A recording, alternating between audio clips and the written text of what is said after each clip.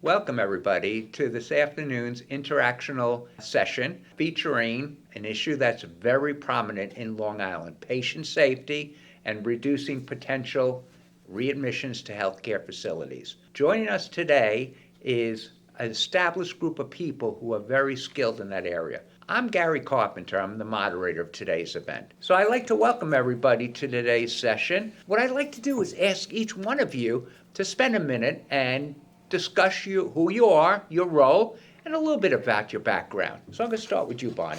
Hi, Gary. Hi, everybody. I am the Director of Care Coordination, like Gary said, at St. Catherine's Hospital in Smithtown, and I've been there for 7 years, and we are really patient-focused right now at the hospital. We're an acute care facility right here in the community, and we serve all ages, although we're mostly focused right now because our patient population is on geriatrics. So that's our median population is well in their 80s, although we serve every age. And we're really focused on how to keep them safe both in the hospital and after they get home. So what that means in the hospital is they're with us a short period of time, so we are making sure that they're safe in their rooms, safe in their beds. We have a sophisticated monitoring system so that, they're not getting up from falling. We're making sure that they're safe medically with their physician, that everything's accounted for, their medications are reconciled so that they're well taken care of in the hospital, their nutrition's taken care of. We're really focused on making them safe, but my title and my position is discharge planning. So I'm trying to make sure they're safe when they get over to Kelly's side, when they leave. The statistics are that like 20% of the people that go home in discharge, when they're discharged, could be possibly readmitted to the hospital within the first 3 weeks. And the reasons for the top three reasons that people come back, especially in that age category, are due to medication, reconciliation, falls. The things that we're looking for in those areas are just making sure that as much as possible we can handle those before they go home. A lot of our patients have a lot of comorbidities because if they're in their 80s, sometimes they have several diagnoses. So we are really trying to stay on top of that category more so than ever. We're hiring a lot of different people as far as post-discharge. So there's navigators in the hospital that could bridge the gap between my staff, which are made up of nurse discharge planners, social workers, that give our patients to agencies such as Kelly's and other agencies that we work for. And when they go home, or even if they go home by themselves, that they're well prepared so that they don't come back with falls. They don't come back with infections. They don't come back with errors in their medication, that if they do have to visit us, hopefully it's for, a surgery that they elected to come back for, or something that's preventative and not, because of reasons that they didn't have to come back for. So that's really what we're focusing on, really, really drilling down to on a lot of levels right now. So I won't monopolize the time. Well, thank you, Bonnie. Thank you, Bonnie. Yeah. That was quite good. And you said something about patient coordinators? Yes. Can you explain that to me? Because that's new for me. Yeah, so we have a lot of navigators right now. So we have a transition of care navigator, we have a readmission navigator. We're trying, I think Catholic Health System is like on the forefront as well as other institutions. I just don't know as much about them as my own, but they're trying to hire people to bridge that gap so that when the patient leaves, our readmission coordinator monitors, especially our readmission patients. Right now, we have a whole new, brand new system. It's something that they're able to monitor via the computer, but they're really stressing these patients what they're followed up on. So, internally, we're looking at their within a certain days that they're followed up by the primary care, their specialty care that's given over to whoever's following them at home, whether it's the family, the home care agency, and then if they go to rehab or assisted living, that there's like that circle, that loop of care. So that's their job? Yeah, that's totally their job, their focus, and there are there are communication gap. In fact, this morning, they just had an in-service with my staff this morning again. So we're trying to bridge all those loops, because before that, it was like discharge planning, here's your patient, Good luck, we'll see you. Yeah, we'll see you. Yeah, so now it's like we're trying to really monitor that, and like the readmission patients are monitored at certain time frames. The regular patients are monitored just like that they are monitored with their primary care, and then there's the other patient category, like joints are 30 and 90 day, they have certain regulations that are based on Medicare guidelines and things like that. So there's a lot of interesting things that are happening. Yeah, they've changed the reimbursement Yeah. structure. So quality of care is paramount now. So keeping your stars at 5, keeping people out of the hospital for readmission on the same diagnosis is very important. It's important to us as well because we don't want to see them go back. Correct. Well, you're entering into a lot of conversations. I just wanted to introduce. Kyle, please introduce Sure, I yourself. was going to chime in, but I'll hold back. So I'm Kyle Bannon, and thank you, Gary, and nice to meet everyone, see everybody. So I'm an occupational therapist by trade. I've been a therapist for almost 15 years. I worked for a large health system in the past where my job was, I did originally acute care, rehab, outpatient, I did home care.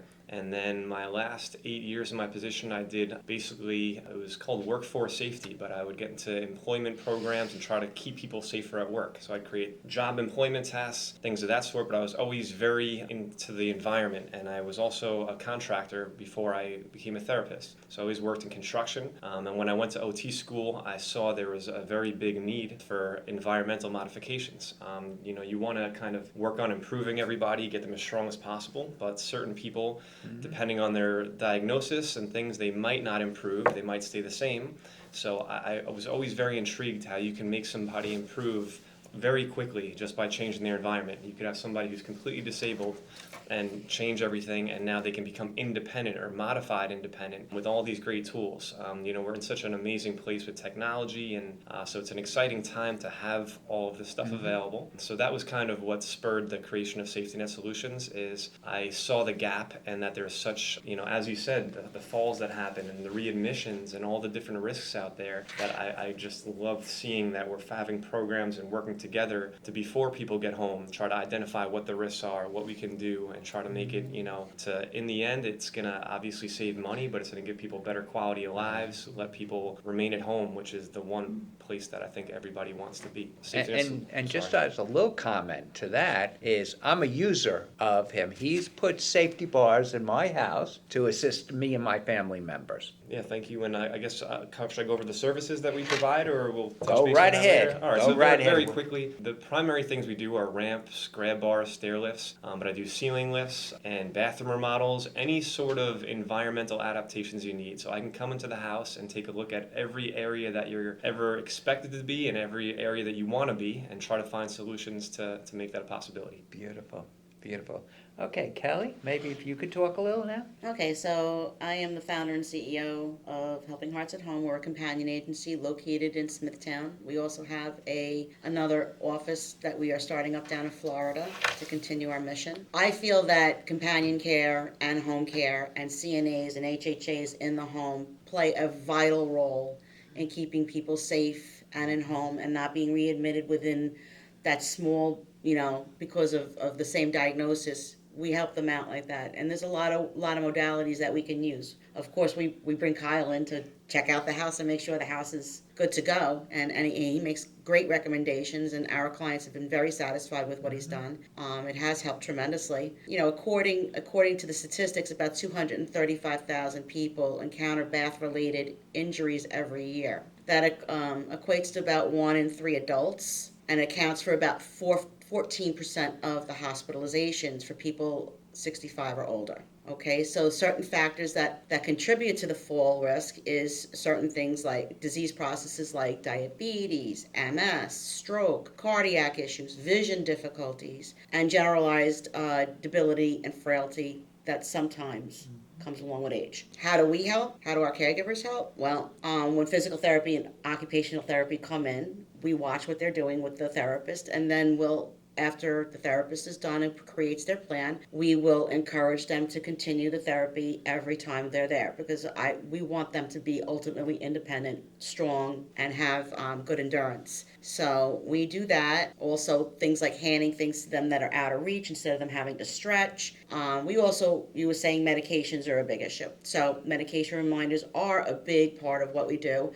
that helps them stay more healthy. If they're not taking certain medications, of course, it could change their mentation and their stability, with their physical stability. And then also meal prep and nutrition are very important factors in somebody healing and getting well and strengthening up after a hospitalization. The bathroom happens to be the most unsafe place in the home, so the aides can help set up the shower. We bring the towels and the clothes, into the room so it's easy. Everything's within reach. The bottles are open for the for the shampoo, and everything is there, so they don't have the client doesn't have to stretch or move.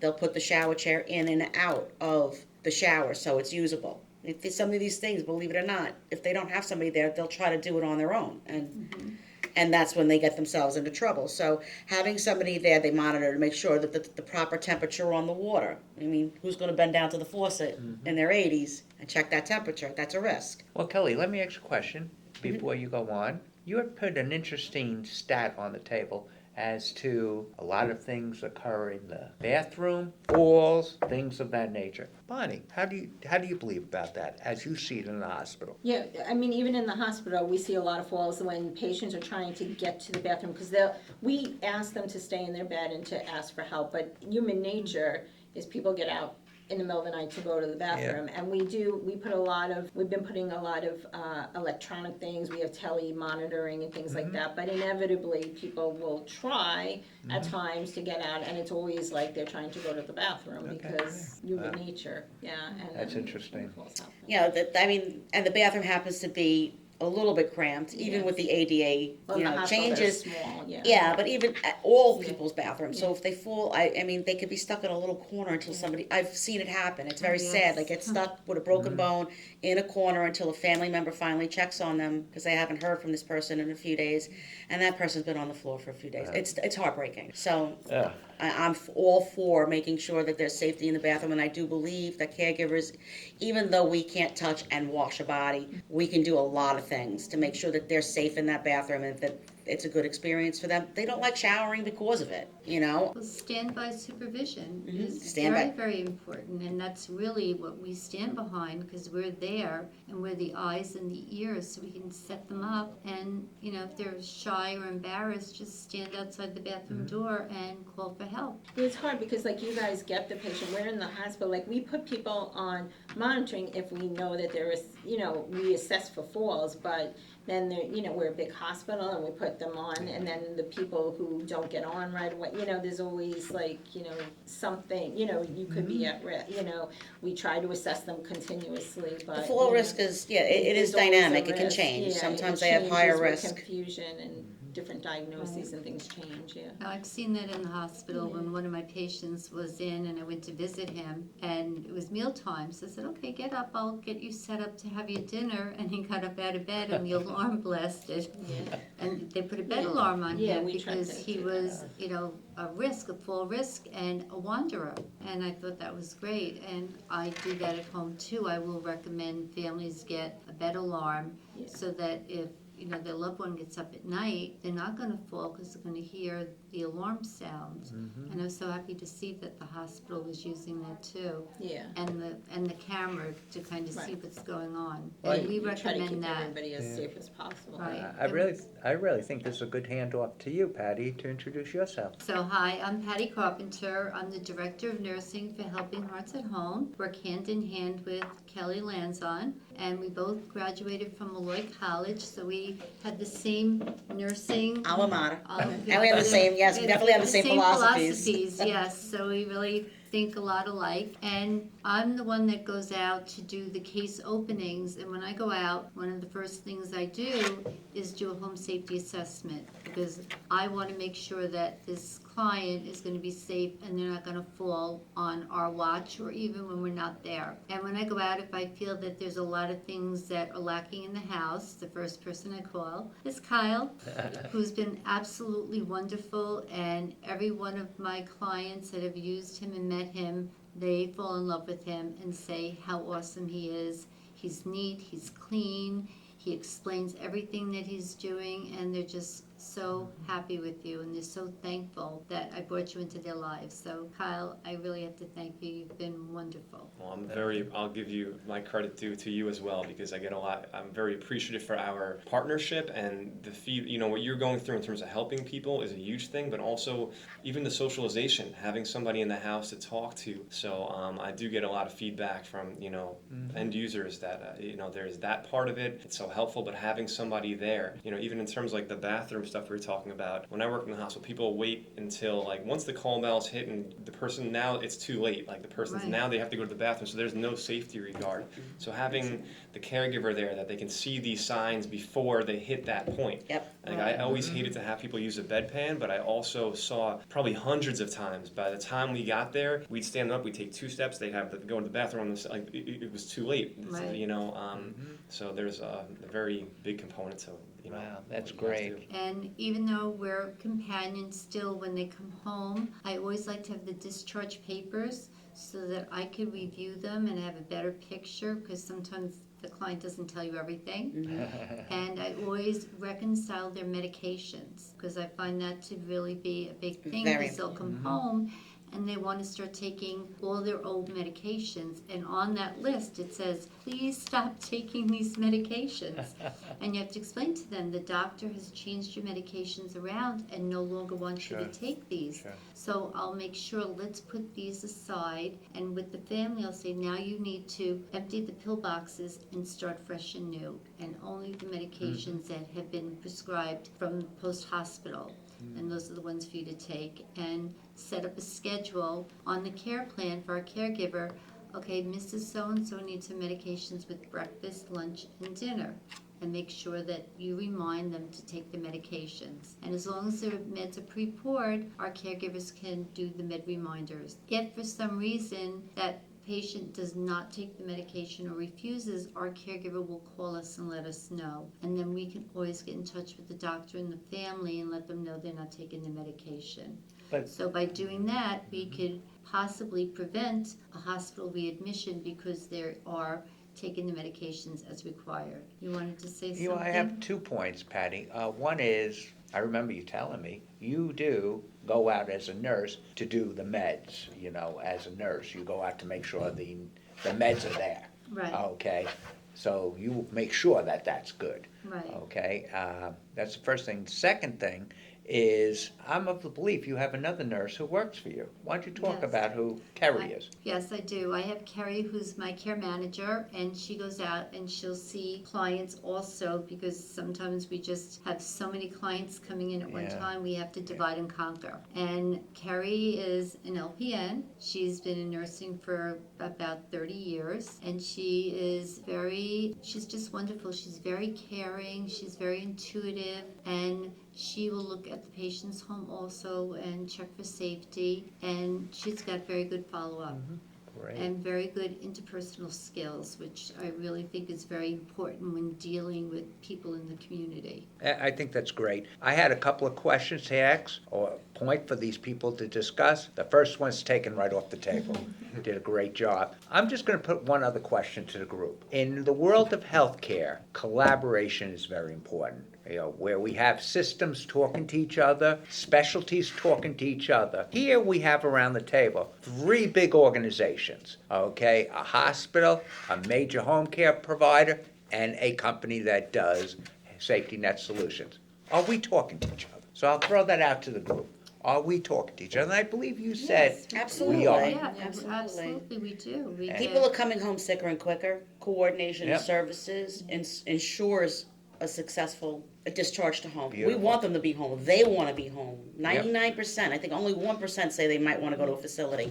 They want to be home, and we want to make that happen for them. Beautiful. Yeah, So we get- people do better at home. I mean, the Absolutely, that's my- statistics prove that. yeah. So I think, and we need all, because like what you said, like I think Catherine's is sending people home that are older in general, and the society itself, is living longer. So Yep. we have to, and there's a lot that goes into that to keep them home safely. So we have to use everybody here. I mean, we need the CHA type, yes. nursing that come in, do quick nursing. Maybe wound care or PT, wound something, care. you never We know. need you guys to take loving care of them. We need, the equipment, we need everybody to kind of help these people, because what a lot of times we're finding from, when we're doing the discharges, if we're sending home somebody who's 80, 90, 100, sometimes their kids are 60, 70, Yes. and Yes, some of this them is are true. out of state, some of them have nursing needs themselves, so we need to care for these people 100%, not just like, a little bit here and there. Like, sometimes it's a double whammy. Yeah, we really have to pick up the baton Yeah, from where yeah. you leave off when you let them home, Yeah, because it's a there's a lot. lot of things that go on in the home that you're not aware of. Right. And rightfully so, you wouldn't be until you walk into the No, door. I did home care, I was a director of home care for a long, long time, and I know, there's a lot on the other side. There's a lot to be picked A up. lot of half you know. stories, Yeah. And they people don't want to tell be you. independent and they don't want to tell you. Yeah, they tell you the house, they have everything. You go in and there's no food. I know. And one, if you have a couple, one will say I'm great and the other one will swear to it, because nobody's going to break that up. Yeah. They have their little deal going on there together. There's a So lot. you have to be there and see what, for a week or so, and see how they are really performing in the home and what really works and what really doesn't. Sometimes it takes changes, like And we our make goal is, recommendations. all our goal is to keep them at home. Absolutely, So- And a absolutely. lot of dealing with family dynamics. Yes. That's something that we didn't even mention, because sometimes, the family will say, well, we'll do this, and that for them, and they get home. Like, I can't do that. I work, I have a full-time job, I have kids, I need to do this and that. And they expect you to be able to do everything for their parent. Yeah, one thing we're focusing on in the hospital is social determinants of health. We're doing screenings now, and it automatically, after you go through a list of questions, the nurses do it, it triggers a social work consult for us, for my department. So and then that'll trigger the social work to go in, but a lot of that has to do with things that are lacking, like food and meals and things, like just a lot of different things. So it's a really good I think that's kind of that's- eye-opener. And if that's they hire great. our agency, which our agency is a little different from other agencies, we're able to go out food shopping. Right, you had said that one. So we can drive their car or our car Right. and do meal prep, put the meals in there, make sure the meds are in there. Like, did the pharmacy drop everything off? That It's a lot. doesn't take a licensed person to see whether or not CVS dropped off the meds. Sometimes that doesn't happen. Right, they can go pick them Or up. pick them up for them. Yeah, we're doing a lot on our side to bridge gaps. Like, I just had a patient the other day that was discharged to a shelter a while ago. He's come back twice because we're trying to get him on Medicaid, but it's not quite there. And the shelter's been really great working with us, and we're bridging gaps. So he's picking up meds from our meds to beds. He came back yesterday because he has 2 more weeks to get onto Medicaid, and he said, please, can you get us the prescriptions just so we could get him there, so we could keep him where he is, so we don't have to bring him back to the hospital. And he had wound care initially, his wounds is healing. Like, we're trying to bridge that gap so he doesn't have to come back, and he's taking care of where he is. He's doing wonderfully.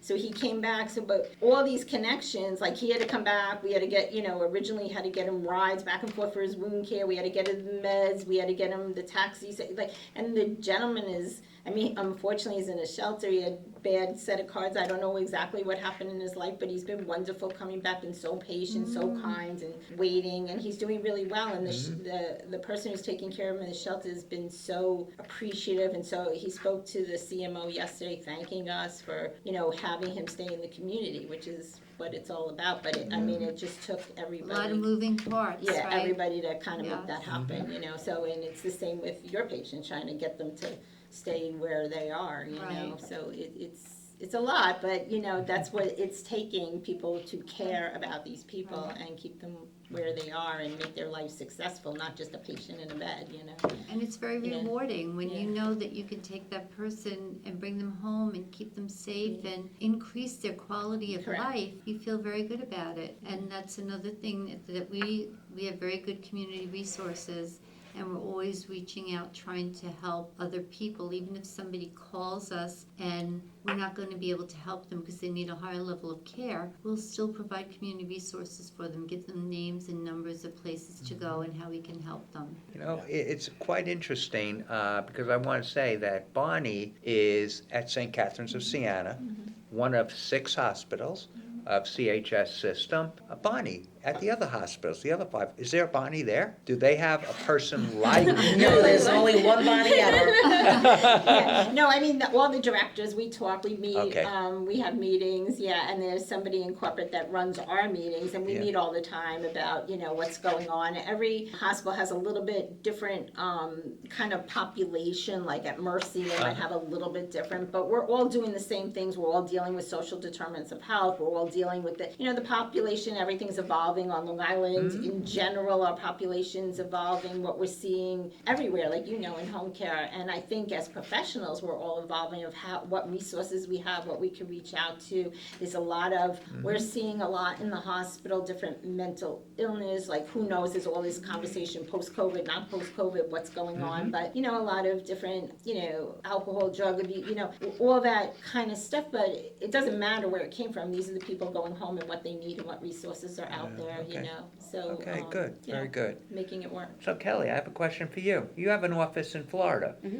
Does Florida follow your protocols? Absolutely. Okay, good. And you have somebody over there that's following Yes, everything? there's Great. there's a director of operations down in Florida. We have different licensure down in Florida. It doesn't operate exactly the same, but we take care of people in the home. Same thing, senior population, keep them home longer and healthy and independent as long as possible. And Kyle, okay, affordability of what you're installing. Who covers that usually? So I wish it was more covered by insurance, but a lot of times it's usually out of pocket unless you meet for certain organizations. If you have a brain injury or head injury association, there's the waiver programs. There's Rebuilding Together, so if you have certain income requirements, there are resources out there. If you have life insurance, sometimes you can use there's a living health benefit that you can sometimes use for this stuff. Or if you have long-term care insurance, that's another possibility. And I just want to touch with the collaboration piece.